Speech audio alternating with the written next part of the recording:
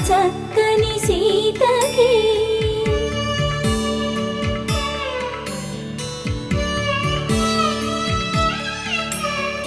ఎర్ర జాబిలి చేయి